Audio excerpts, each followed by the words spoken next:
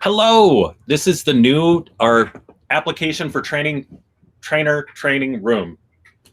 Whatever, it's for the ET Open Chat, and we are going to do three things. Thing one is we're going to go through the trainer application, all the steps that are involved there. Second, there were some questions submitted, so we're going to talk about those. And third, if anyone in the group wants to ask specific questions, this will be the time to do it. I will now share my screen, my entire screen, because it's likely there will be pop-ups. And here we go. First thing you're going to want to do is when you are going to apply, you would go to the Google for Education, the Teacher Center. Under Programs, you would find Certified Trainer. Chances are you've already found this because you want to be a trainer. And so this will lead you through what it is to become a trainer. In fact, in the last meeting room, you might recognize this person right here. That's Peely. So she's in this video that talks about becoming a trainer. Feel free to look at that on your own time. We're not going to watch a video during this. But there are these steps to become a trainer. This is labeled as the first step. I disagree. I believe your first step should be to get level 1 and level 2 certificates for Google Certified Educator Level 1 and Google Certified Educator Level 2. Chances are you've probably already done that if you are here. You would find them here under certifications. I recently, as a trainer, led a training where I took 15 teachers through the fundamentals training, and they then took the test. It was a 6-hour boot camp, so super short.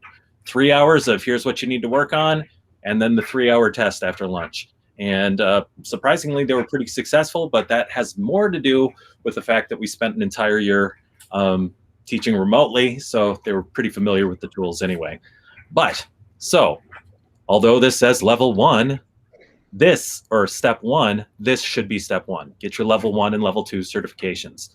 You can go through the training, but if you feel pretty comfortable with your Google tools, you don't necessarily have to go through the training, but you do have to pay for the exams. The level 1 exam is $10 US, and the level 2 exam is $25 US, I believe. After that, that's when I would go through the trainer course. This focuses almost exclusively on all of the rules about sharing data. It talks almost exclusively about COPA and FERPA laws, and that's pretty US-centric. I'm assuming in your country it might do something different, but if you look at the trainer course, there is the introduction, establishing yourself as a leader, and support a shared vision within your school. Design professional learning, implement best coaching practices, which I find interesting in that they have a whole coaching program. I feel like that's a bit of a crossover. This is on planning engaging training sessions, facilitate with professionalism, how to integrate the Google tools in your classroom, deepen your knowledge of Google education, like how to set up a Google Workspace for education domain. That's one of the side benefits of becoming a trainer is you get a free Google for Education domain that you can set up as your own. In fact, this right here is my domain because I became a trainer. I set it up as Blue Ed Tech because, you know, branding. Anyway, that is the course that you would go through. You could, if you feel gutsy, not go through any of that. You don't actually have to do that. You could just jump right here and take the trainer skills assessment. The trainer skills assessment, I'm gonna go in through another one. Oh, we don't need to see that. Is through Criterion. It's the exact same certifications that you would do for your level 1 and level 2. The certified trainer exam is right here. And it, again, in US dollars, that one costs 15.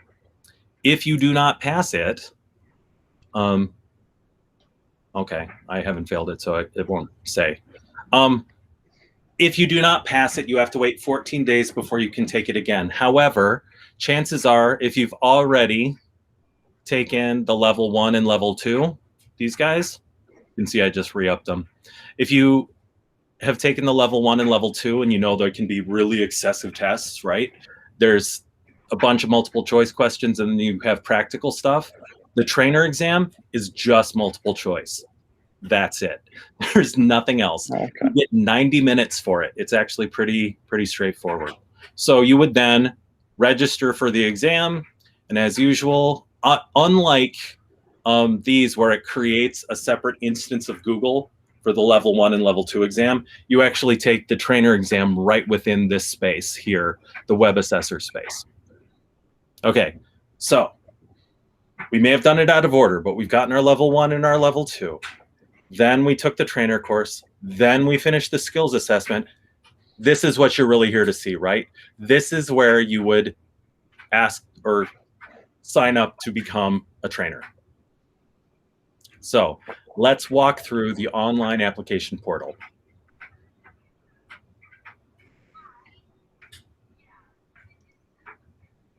So if you were a new applicant, I'm assuming you've never done this before, you're going to hit Start New Application, fill in all your stuff. SB Tester Son. I won't do that. I'll do my actual name.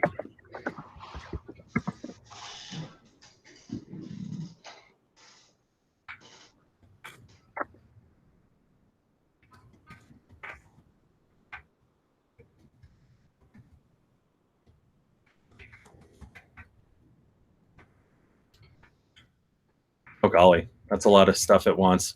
I'm going to stop sharing while I fill this part out. And then, because I don't want that recorded necessarily, but I'll log you in when I'm on to the next step. In the meantime, I have a question for any of you who are willing to answer. Have any of you started this process already? You can just come off mute and talk. Yeah, so I've got my level 1, sort of working my way through the level 2, and it's sort of coming towards that point of just doing the trainer section. Right on. I know that isn't necessarily what we're supposed to be talking about right now, but I will tell you this about the level 2. It's pretty straightforward. Like if you pass the level 1 exam, the level 2 exam kind of touches on a couple of the hipster Google apps, as Eric Kurtz calls them, meaning like Google Scholar, Google Blogger. And then there's a couple things like in forms where it's not just saying create a form and name it. It'll say stuff like, it might get a little more in depth, but like for the most part, level 2 is just level 1 extended. So it's okay.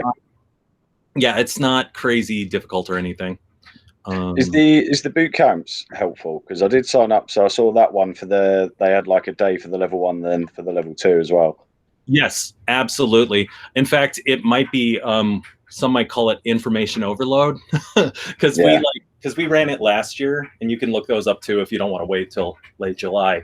But we get into way more information than is covered in the exam. So if you learn everything from those, you'll have more than enough information, because we really go in depth on those boot camps through Global. I'm assuming you mean, right? Yeah. So I saw that through sort of the same page where I saw this actually. Yep. So it's the same. It's a lot of this. We cover way more than is necessary, so it's pretty cool. All right, so here we are into the application. I bypassed the register part because I didn't need you all to see my recording of my address. So name of my school is, I'm going to call it Me University. Google for Education domain. I'll just use mine. Job title. What I actually am. I'm a music specialist. School organization website. No, I'm not doing that. It doesn't require it, it looks like. Fine. I'll just come over here for a second and admit this person. and stop presenting again for a second so you don't see my address. But you enter all this pertinent info. Oh, I needed to select this page. Continue. Okay, back to presenting again. For those of you just joining us, I'm showing what you do for the full-on application. So once you have gone from here, where it says create your video and submit your trainer, that's going to plop you over here, where you register, organization, application details. So enter your degrees, right? How many years of classroom teaching experience? How many years of coaching or training experience? Don't sweat a lot of these. I mean, obviously, they're going to want to see that you have some sort of higher degree. Though, one of the members in this organization, GlobalGEG, is the youngest Google certified trainer in the world, and he just graduated from high school in England. So they don't necessarily ask this. Then how many years of classroom teaching experience do you have? He's just been like essentially a partner teacher, or like we call them paraprofessionals here in the US. So don't sweat this one. Coaching or training experience, put whatever you want there. I'm just gonna let this person in real quick. Google specific trainings, list at least 5 recent Google specific trainings. So this is where we get into the thing where it's like, but I haven't done trainings.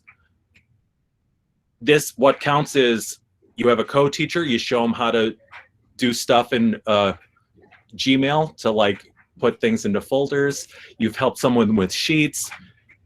One-on-one trainings or individually helping someone that you work with counts here. If a current trainer referred you to this program, include their name and email. So if you happen to have a trainer in your organization, see if they'd be willing to throw your stuff in here. Did you work with a Google for Education partner? So these are professional development companies that exist, right? They just want to know, like, this doesn't help you one way or the other. This is just for their data to see if like, oh, such and such group that is a Google for Education partner helped. So they just want to know that. Did you attend a Google for Education certified trainer workshop? I guess this counts. So you can click yes here. Recertification as a Google trainer requires 12 trainings a year. So what they're saying is they want you to provide at least 12 trainings a year. That you could do them once a month. Me personally, I end up getting almost all of them in the summer. And a training, again, in this situation can be you to a giant mass of people, or it can be you just explaining a Google tool to one of your coworkers. In fact, sessions that I've done that have counted have been explaining things like Wakelet, right? Because it uses a Google login, right? And it meshes well with Google tools. So it doesn't necessarily have to be specifically focused on Google for Education workspace apps. I think I said that all right. But they just want to see how it's related to Google. So any of those will count once you are a trainer. Then this is where you would choose the file. When you get level 1 or level 2, you get a PDF. So you're going to plop those here. You're going to have to plop your skills assessment here. Any other certifications you want to upload, which is like, man, whatever.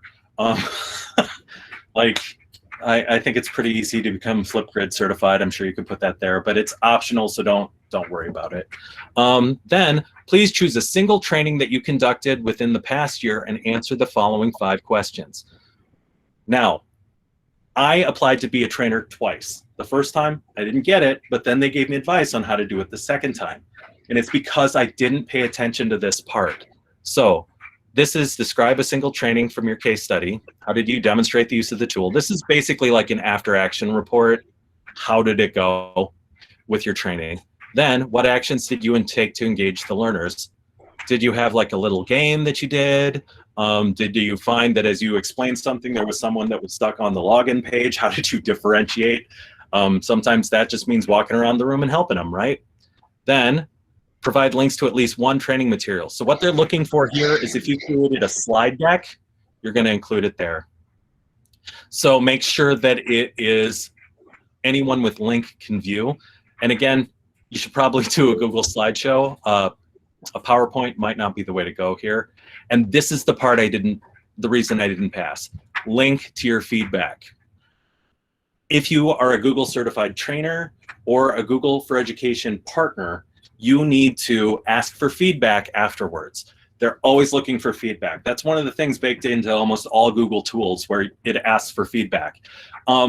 They want to know that after you did your training, you asked for feedback from the people. They just want to see that you've done it. So like, did you ask for feedback? And then they're going to want to see your survey responses. I recommend using a Google form that feeds to a Google sheet. Just share the sheet. They don't necessarily have to be good reviews, but I mean, let's be honest, that's what we want to share anyway. And I'm sure you could go in and doctor the ones that say bad things. Anyway, what they're then looking for, though, is if you do get things like, I didn't like how they blah, whatever, this is where you would say, I read it, and one person said they didn't like how I did blah. So the next time I gave the training, I did blah. Okay? That's the thing about the case study, and the reason I didn't get it the first time is because I didn't do the feedback. This is the part that most people freak out about. It's the trainer video. Don't worry. It does not have to be earth-shattering or mind-blowing. Let me say that again. It does not have to be massively produced. It doesn't have to be terribly exciting. As a matter of fact, it could look just like what you're seeing right now, okay? What they're looking for, oops, wrong one. What they're looking for is a 3-minute video. In the first minute, wow us explaining why you wish to become a trainer. Basically, just be like, be you. Just be who you are. Hi, I'm so-and-so. I'm at such and such school in so-and-so place. I do X, Y, and Z. I want to be a trainer because I rule and I'm great. Whatever, whatever you come up with. Then the 2 minutes is a video, show the audience how one feature of Google Education tools, Chromebooks, Chrome, or Android tablets can be innovatively applied in a classroom or school setting. Don't let this word freak you out. It doesn't have to be earth-shattering. Mine was just on literally creating a Google form where if they answer yes, here it leads to this part, answering no, here it leads to this part. It's basically a video recording about 2 minutes of you doing something that you would do in a training. It doesn't have to be amazing, right? Can be applied. Screencasts are required unless an exemption is sought, blah, blah, blah. So in other words, the recording I'm making now, right, could count 2 minutes of it. The main thing in regards to the video, and I'm going to be perfectly upfront, don't go over 3 minutes. They're not going to watch past the 3-minute mark. So if that means you have to really abbreviate your training and maybe only show one aspect of a Google tool, that's enough, okay? And that's really all you have to worry about as far as the trainer process goes for the application. Once you've done it, you click that, and for the confirmation, it's basically because I'm not going to enter any of this stuff right now, but when you get to the confirmation, it's basically just, hey, was any of this true? That's it. That's all they want to know. Was it true? And they're not going to check. They don't know. But you should be honest after all, because, right, that's the right way to do things. Anyway, that's the trainer process, how you apply. The hardest part, truthfully, is editing the video. If you're not adept at editing videos. As many of us spent an awful lot of time in distance learning, chances are you've gotten pretty good at recording a screencast, right?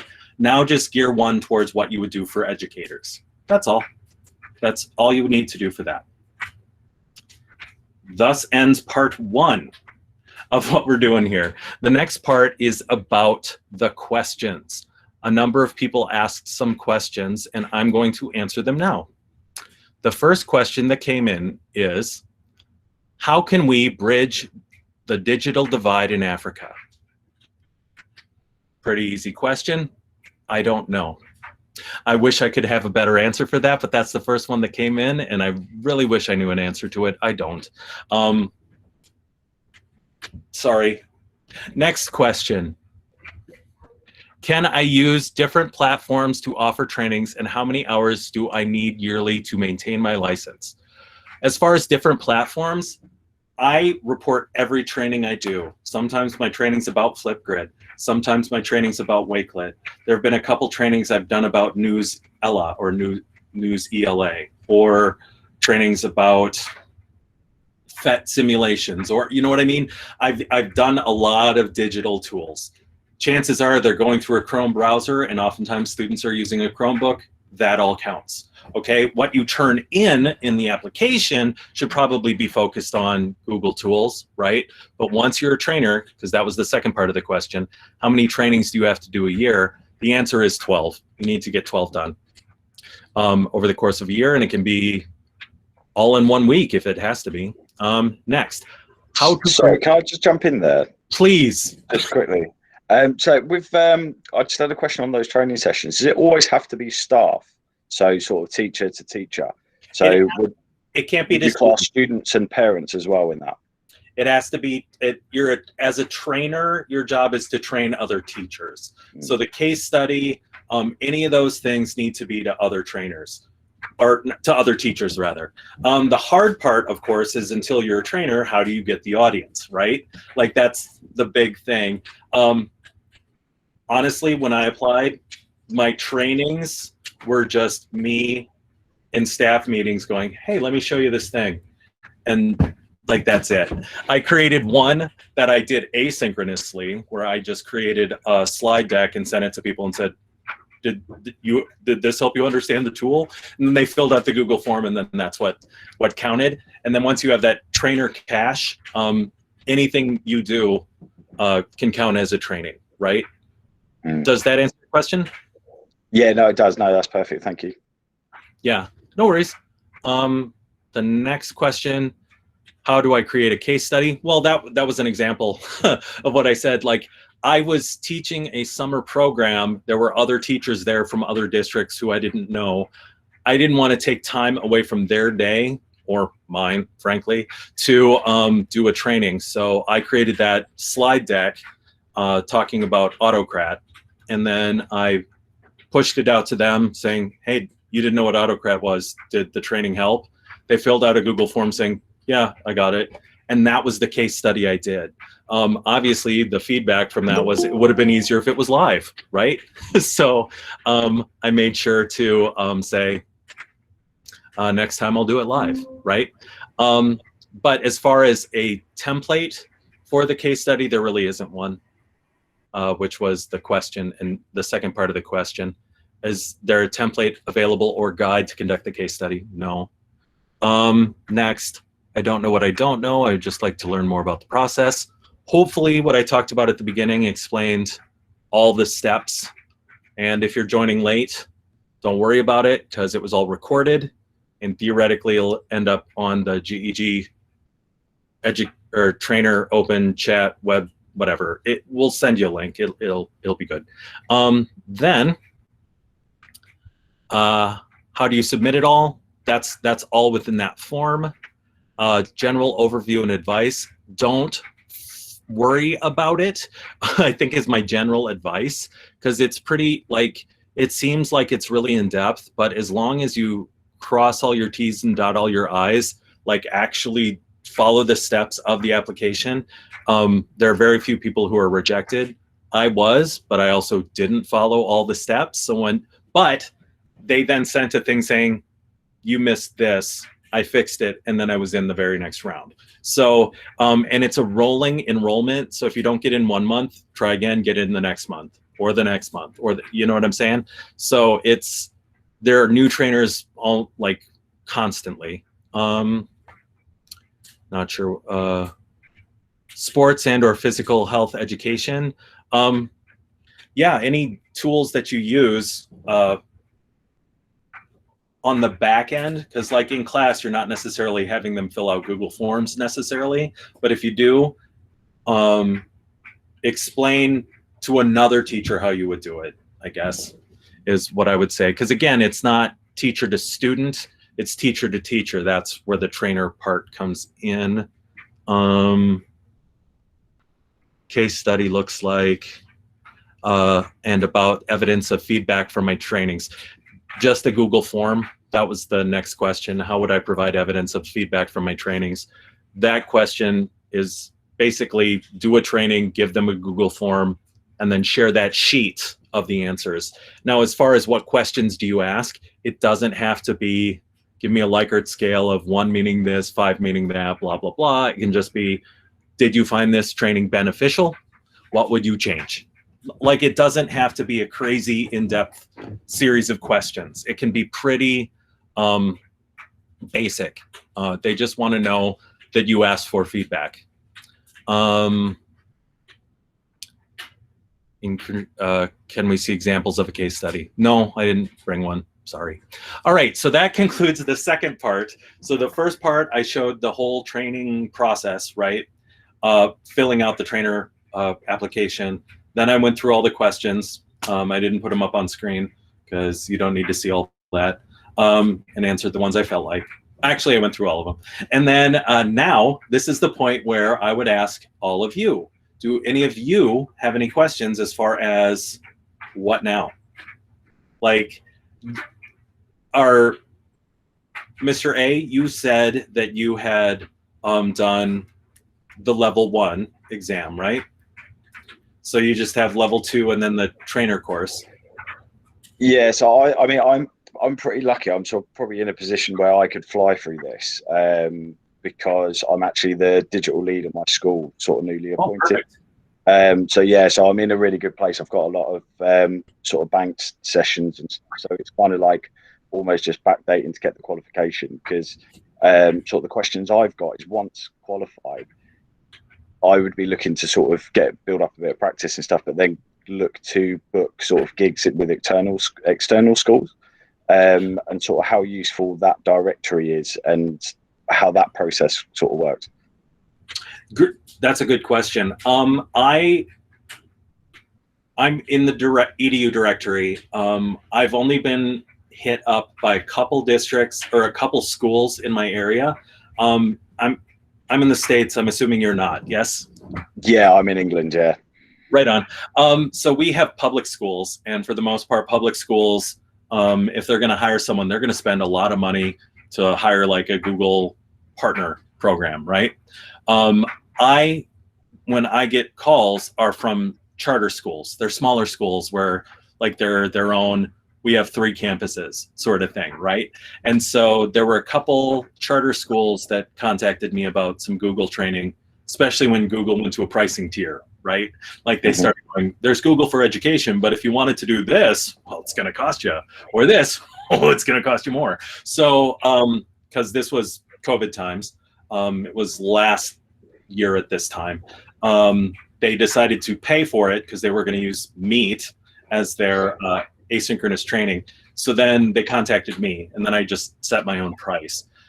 You don't necessarily have to book trainings that way, but once you're in the directory, there are a lot of benefits that come with being a trainer where they ask to see your page on the directory. Does that make sense? A little bit, yeah. So I mean, so you don't sort of pick up a lot of work that way. Well, it all depends on how much you hustle, though, right? Like, you're not going to necessarily get cold calls, but because of it, I've been hired by other companies to do trainings, and I've also been hired by just gotten some cold calls. I haven't spent a lot of time looking into it myself, but I know there's a number of people, and it also depends on your area. If you're the only trainer in your area, you'll probably get a lot of a lot of business. Yeah. But I'm in Minnesota, which you wouldn't think has many people, but it does. It has a fair number. And I happen to be in what is essentially a metro area. So our big city, I'm just a suburb of. So if someone's looking for something around Minneapolis, there's like 12, 13 of us within a 10-mile, you know what I mean? So there's like a ton of us because there's hundreds of thousands of people in the metro area. So if you're one of the only trainers around, you might get a fair number of clients. But by having that directory thing, once you're in the trainer program, you get free access to a ton of software. And one of the things they ask for when you ask for the free year of StreamYard or the free year of whatever, right? They want to see your edu page. So you've got to direct them to the directory page. Perfect. Cheers for that. Yeah, no worries. Someone typed into the chat a question, and since I'm on a different version of Meet, okay, here it is.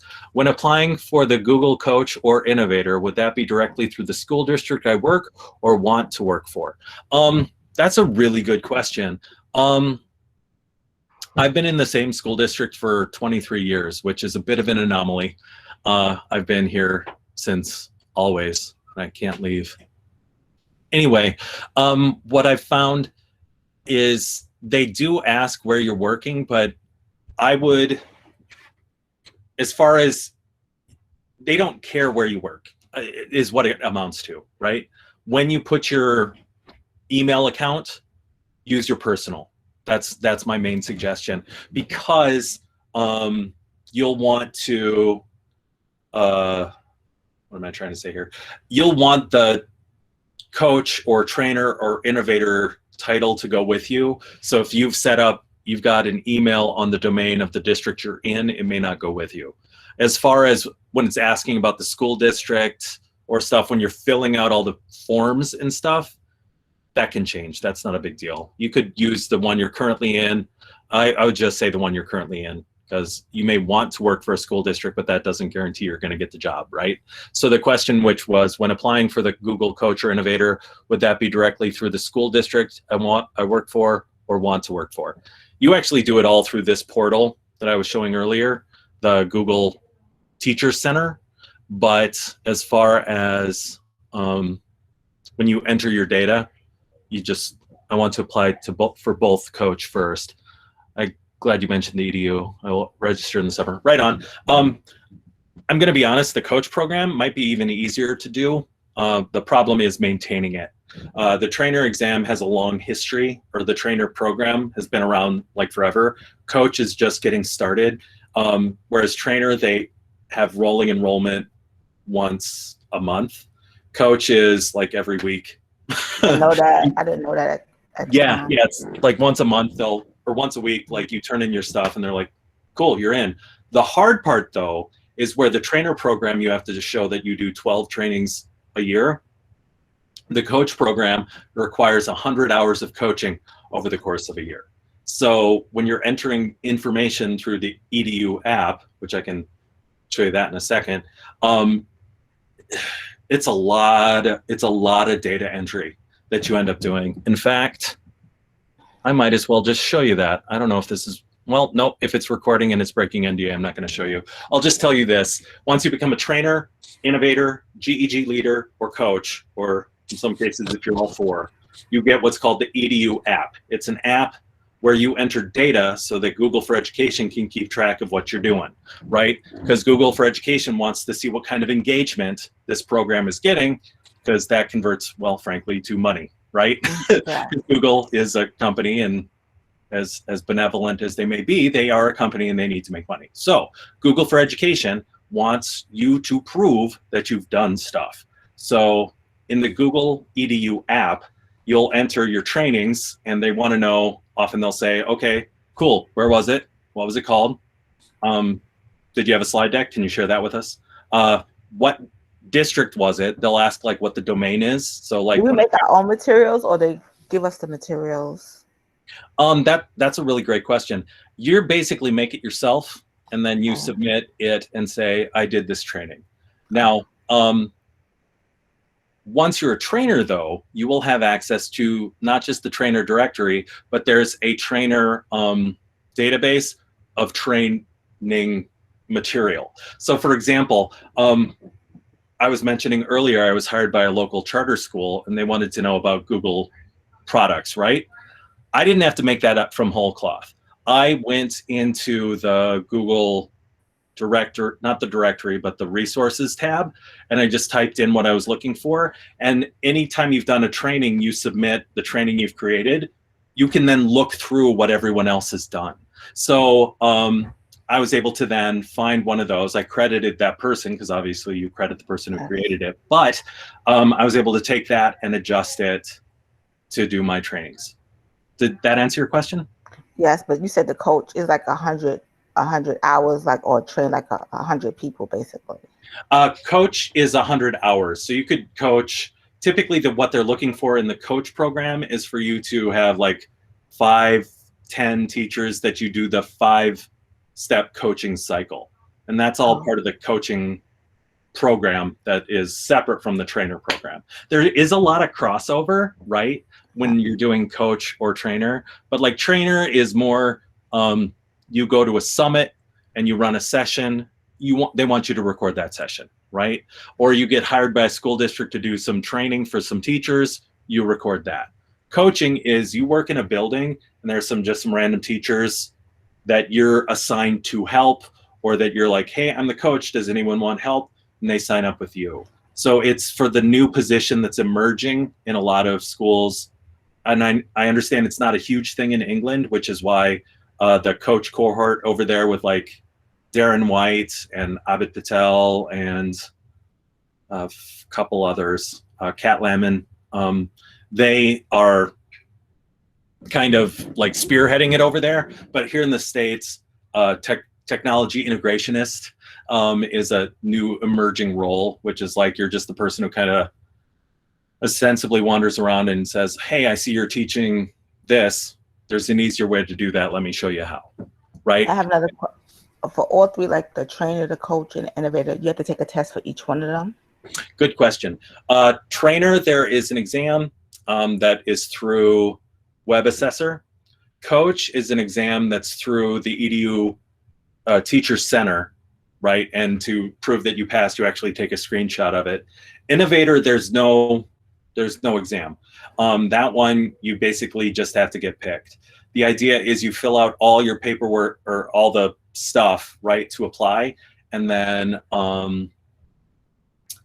you come up with a problem that you see in education, and you ask the question, how might we blank? And then if you get accepted to the Innovator Academy, they go through the design thinking process where you would figure out a possible solution to the problem that you posed. So with Innovator, you come up with a question, right, without a solution, because they don't want to see that you have a solution in mind. You present it, you get like, when I applied and got in, it was a 1-minute video where you had to introduce yourself and explain your problem.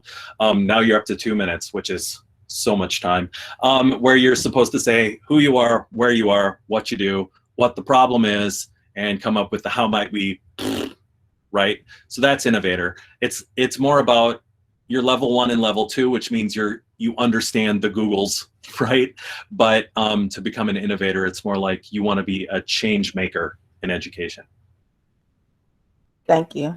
Yeah, no worries. So back to trainer stuff. Once you're a trainer, you just have to do 12 a year.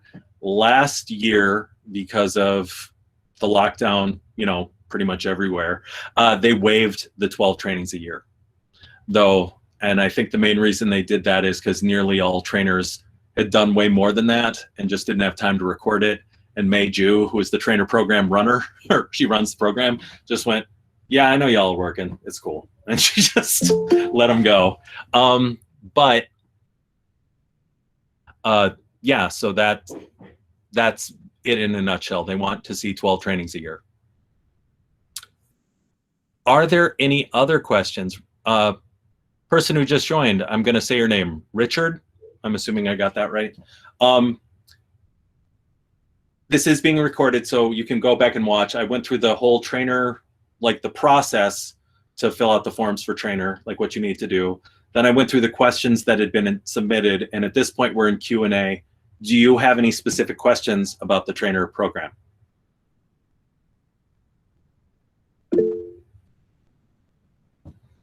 You're welcome. He said good morning. I'm going to say, I don't want to get the prefix wrong, but is it Ms. Lauderdale? Cora Lauderdale. Lauderdale? I didn't know how it would show up on the Do I have more than one? It's just your first initial C. Yeah, it's Quora. Hi. You're in the US, I'm assuming? Yes. Cool. So for me, it's 6:48. It's 6 hours ahead for you, Mr. A? So you Central. It's one in the morning here. Oof. Yeah, I'm Central. How about you? I'm Eastern. Eastern? Okay, right on. And Luis, you asked a question, and I'm hoping I said that correct. Lee, my name is Luz, sorry. And I want to know what a trainer essential certificate is, please. Great question. If we want to apply for GCT, do we need to establish a GEG first? No, you don't have to establish a GEG first. I just did that because I had already gotten a bunch of other things. Like, I'm just a badge junkie. I'll say it. I have a problem with badging. I need them all. So I created a GEG in my area because there wasn't one. You don't have to establish a GEG. You don't even have to join a GEG to become a trainer. Now, to answer your question, Luz, the GEG, or excuse me, the Trainer Essential Certificate is the training. I'm going to share my screen again. Your entire screen. Oop, plop. So what that is right here, the trainer skills assessment. So you would take this assessment. This is one where I've actually passed the assessment. And what it is just a 30-question test. So to do it, you would register for the exam. You'd click the trainer drop-down menu, and then you just register here. It's $15 US. I'm not sure where you are and what it would cost. I don't have to take it because I've recently re-upped all my certifications. I will say this, once you're a trainer, you don't have to retake this exam. You only need, it's only 30 questions. I thought it was like a like performance based. So it's only the test is just 30 questions altogether. Yeah, the level 1 and level 2. Level 1 is 30 questions and performance based, like 9 scenarios you do. The level 2 is 30 questions and 11 scenarios, right? The trainer exam, 30 questions, you get an hour and a half. How many questions is the coach? The coach one, I think it's like 45 questions. And the nice thing about that one is you can just take it again and take it again. Whereas the trainer exam, as it shows here, like as I click this button for trainers, if you fail the first time, when you go to pay for it again, because you have to pay for it again, it makes you wait 14 days. The coach exam, I think you can take just like you blow it, you might have to wait a day and you can try it again.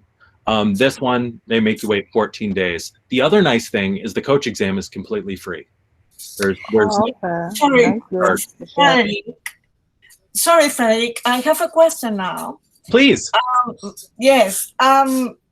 That means about the trainer essential certificate. It means that I have to take that certificate before applying to be a trainer? That is correct. What they want because what they're doing is in the teacher, or in the teacher center, you do the trainer course first. They want you to take the trainer course with all the learning for being a trainer. Then the exam is to prove that you know what it is. Now, Richard, you said if we apply, we need to establish GEG first. Oh, I already answered that. No, you don't have to apply, establish a GEG, but you do have to take Google Educator Exam 1 and 2, and do the trainer exam 2. Okay, and then you apply to be a trainer following those steps you show us. Correct. Okay. And the certification lasts for its lifetime? That's a good question. The exam itself, when you take, it's good for 3 years. You don't have, once you're a trainer, if you stay as a trainer, you don't have to re-up the trainer exam. The only reason I did it was because I wanted to see what the exam looked like, so I was willing to spend another $15. But once you get to the exam, right, like once you've taken the trainer exam, get accepted into the trainer program, as long as you prove 12 trainings a year, you're in. That's all you have to do. They do every year have a multiple choice questionnaire that they give you saying what new, because Google is always improving their products, right? So they'll say like, hey, what new product updates? They'll give you a multiple choice exam. It's a Google form. Then they give you a slideshow that has all the answers. So it's kind of a, do you know what's changed? And do you know, and if you didn't know what changed, here's a slideshow explaining it. So it's almost one-to-one on that re-upping exam. And by exam, and it's free. So once you're a trainer, as long as you stay in the program, it's forever. You don't have to retake the trainer exam. Like I said, I just did it because I had to renew my level 1 and level 2, which technically you don't have to either. But I just did it because, again, I'm running some boot camps and I want to know what people are seeing. So I took the exams again. And Richard says, already done GCE level 1 and 2, wanted to proceed with GCT. Do it, just go for it. If you've done the learning, which doesn't take terribly long, go for the exam.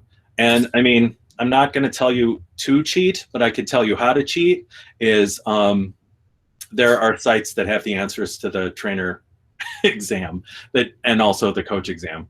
I think that's awful that it exists, but they're out there. So that is something that exists. I think it's probably been 35-ish minutes, so we can go back to the other room. Let me post that link here in the chat. Can I ask you one more question? Because I noticed that with the trainer, you have to apply. So you have to take the test before you apply, or you just take the test and then apply for the trainer? I take the test, pass, then apply, because they want you to upload the certificate. Okay, thank you. And there's the link to the other one. I'll see you there. Rick looks as if he's coming back. Come back, Rick. Come back. Perfect. Cheers, Fabric. Thank you. Thanks. I'm